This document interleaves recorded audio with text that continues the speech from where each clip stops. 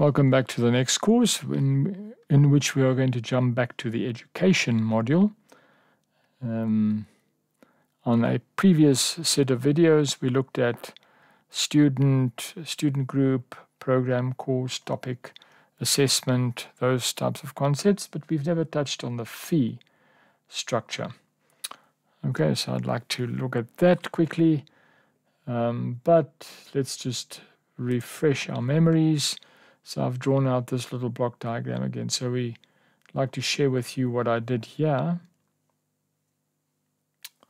But let's just revert back to this. Now, generally, you've got a program which consists of a bunch of courses, and a course consists of a whole bunch of topics. All right, then you've got a concept like a student batch, and that, according to the documentation, is that student batch consists of a batch of student groups if you want, and then each student group consists of a set of students. All right, so that comes from the documentation. I just put it in this little diagram here. Now you've got another concept called student category, which is that batch is more an academic classification or grouping of students together. In other words, people studying the same course or the same program. And I'm deliberately trying to stay as vague as possible about it, and I'll tell you just now. The student category is a more putting together or grouping together students based on their financial ability. Now, you'll notice that when we start putting up or creating fee schedules. And let me briefly get back to program and batch, and also student category to a certain extent. If you look at these things, student batch name, I've got all in there, that's all. But you can have more than one type of batch or naming of students. Student category, for instance, I've also just got all, because now you put all the students in the same category or batch, which means essentially you don't use it. Now, if you don't use category, of course, you can go and hide fields and take it out, but it's always better to, I reckon, to just have a generic classification. If you one day decide to start using it, then you can start introducing categories. But you'll see where student category gets used from a fee point of view just shortly. So the examples I've got, these are pretty generic, but you can use that however your structure works. For instance, to give you an example, typically program, and certainly the education module in total, is or appears to be geared more towards schools, colleges, universities, where you've got a program. What is a program? Program could be a grade 9, your grade 9 certificate, or your grade 10 certificate, or for that matter, a B.Tech diploma or a degree.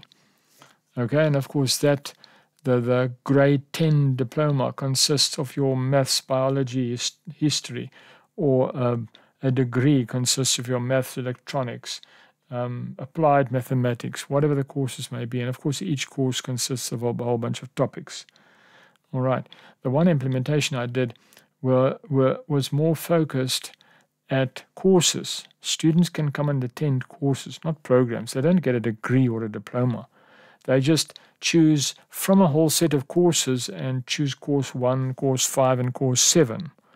All right.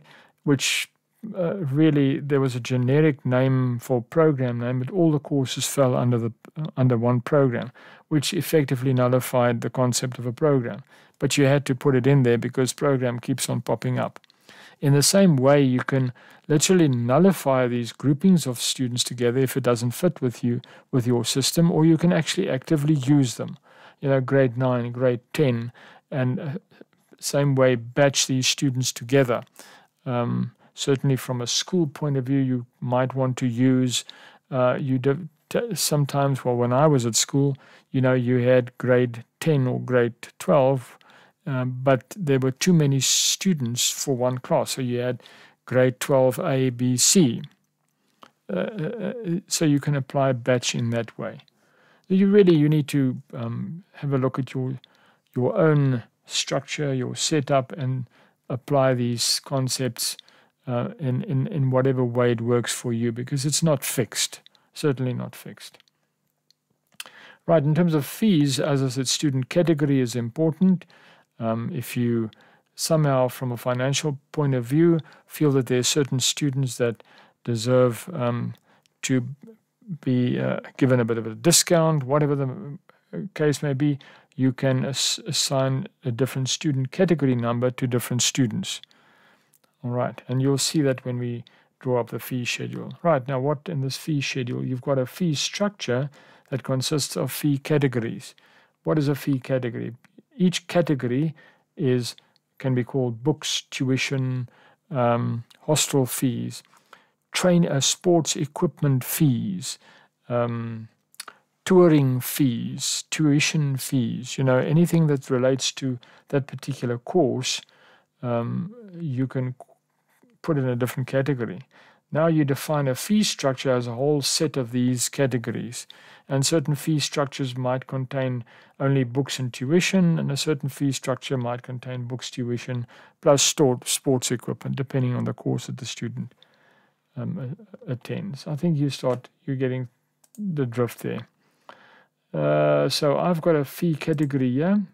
Now, of course, I kept it rather simple. I've only got one fee category, but you could have now books, tuition, sports equipment, tours, all categories here. Now you define your fee structure, and I call the Trinity Training Courses, just one structure, whatever name you can think of, and within that structure, you actually have the fee categories that is valid for that particular fee structure. And here is where you actually define for which program it is and for which student category. So it is important. You actually link student category to your fee structure. All right, so if there's more than one category and you've got some discount available for certain student categories, you can then build it into your fee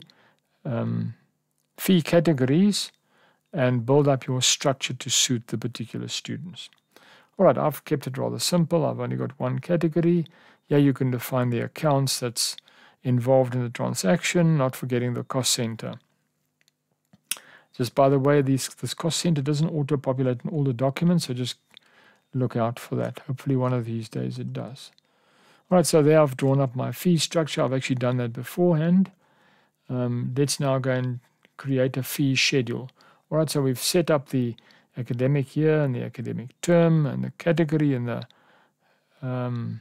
program. You can from within fee structure, you can go and create a fee schedule.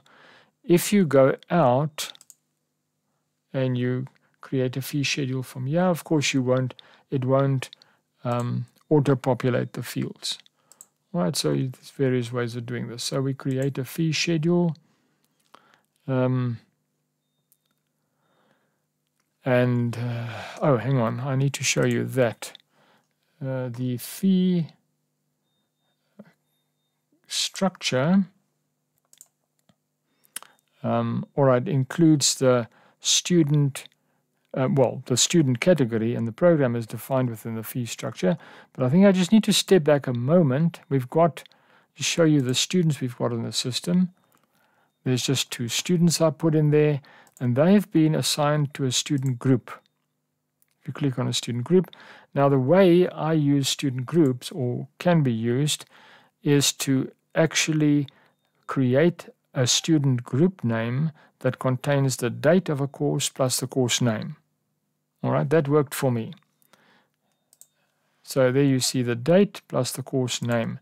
And when you create the student group, you actually link in your students. All right, you say add row and you click on there. Now, of course, it won't show any more students because we've only got 2 students there and they're already linked.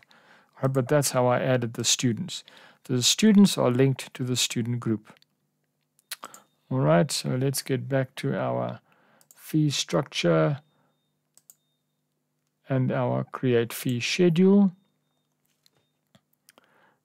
Create that, it auto-populates the term, academic year, and the program and the student category. We have a due date, let's say at the end of the month. And now it asks you the student group. Now remember, we've created a student group that's already linked to our students. So we say add, and we click on there, and it tells us we've got one student group, which is Trinity Training Courses, and that's the D20 on the 15th of the 5th. So we select that, and it says there's a total of 2 students. All right, let's just have a look. Print settings, just what letterhead to use, accounting. It uses the debtors and the sales account. If you want to change it, then of course you can, but I'm quite happy with that. And your cost center, your accounting dimension. All right, so whenever you create a fee schedule, remember this is equivalent to your payroll run. It's almost like an academic payroll run where you say, I'm now going to send invoices, okay, training fees. I actually refer to the fee as almost an invoice. It's similar to an invoice where an invoice is more towards purchasing. All right. It's going to find all the students related to the criteria that you've entered here, and of course the group assignments. All right, so we've found 2 students in there, and now it's going to actually generate a fee for each of these students. All right, and the total amount for each student is 10,000 Rand, and you now say save. So you've saved that fee schedule. You submit that, and it is permanently submitted, and then you create the fees button. All right, before we do that, remember we've got now 2 fee schedules. The one is pending, the other one has already been created. That's when I was playing around. I just want to show you, before we do that, the existing fees was done when I did the previous fee schedule. All right, so those are the fees. So just remember there were 2 fees. And what I also need to show you is on the accounting side, the general ledger entries. So we go to general ledger, and right at the bottom we'll see there were 2 student fees created. That's the previous 2. All right. Now, when we finish with this, we'll see 2 more added at the bottom of the general ledger. Right. Now, let's go back to our education module. And we had a fee schedule already generated. Okay, that one is pending. So we click on it and we say create fees. And it says fee created. All right. Let's just double check these things. Accounting, main cost center. Okay. Right. So we should now have, let's have a look at our fees. There we go. Now we've got 2 more. Remember, we only had 2. And there's the fee for the 1 student. Okay, it lists the fee schedule, the posting time, the due date, the fee structure identification. The next fee structure would end in a 2, and then a 3 and a 4, and so on. It consists of only 1 fee category, which is 10,000, and the grand total is 10,000. You'll see that this looks very similar to an invoice. Okay. And of course, if you want to print it out nicely, you'll see there, there's the fee 4. All right, it's for that student, posting date, the dates, the academic term. And of course, if you had more than 1 fee category, all the categories would be listed, plus the outstanding amount total there. Okay, so that's what your fees look like. And now, of course, you can also click this button so that a notification can be sent to the student, because obviously the student email address is listed in the system. Before I go back to the general ledger, just to show you the entries that were made there, this is why I link, or not link, but call fee the same as an invoice, because on an invoice you can also say create a payment. All right, if you make a payment, a purchase invoice, you purchase something, you can actually on that purchase invoice say create payment, and it links the two together. So if the student does pay, you can now go and create the payment, and that'll handle all the accounting entries in general ledger and payment entries and all the accounts, sales, those accounts that were listed here, the debtors account and the sales account. All right. Okay, lastly, let's just go and have a look at our general ledger, because all these things makes proper entries into your accounting structure. Right, let's just refresh. I think it would have refreshed, but so there we go. Previously we had 2 entries. Now we've got 2 more entries, where of course you've got your entry into the debtors account and of course the sales account. So there's your 2 accounting entries. All right. And of course, if you receive a payment, where's my accounting, education module? We've got fees, and this guy is paying us. We make a payment entry. All right, so there's a payment, party type student. If it was a purchase invoice, it would be a supplier type. That's the party name. And of course now same thing, if you made a payment for a normal purchase invoice, you would pay it towards that bank account. And here's the fee reference. If you just click there, it will say the fee reference number, the due date, plus of course the outstanding amount. All right, and now you can go and make the reference entry, and it'll be typical. What I normally write is which bank account it was. Oops, no, that's not how you spell that. And of course the date that it was made. Let's do it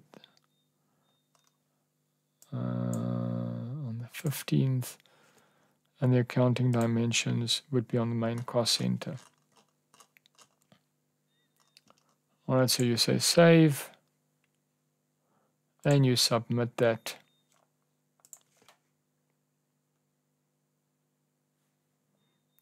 All right. Okay, so let's just, where we're going to look now, let's first look at education and the fees. All right, it says now that that is paid. And if we go to our general ledger under accounting,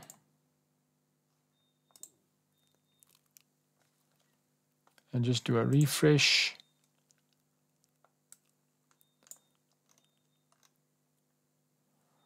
there of course we see the payment. All right, so there's the 1, 2, 3, 4 student fee entries, and of course now there's a payment entry against one of those students. All right, so that's the accounting taken care of. All right, so that's just a quick one of how I implemented the fee structure within the education implementation that I did. Hopefully you found that useful to make you think how exactly you're going to apply it in your organization.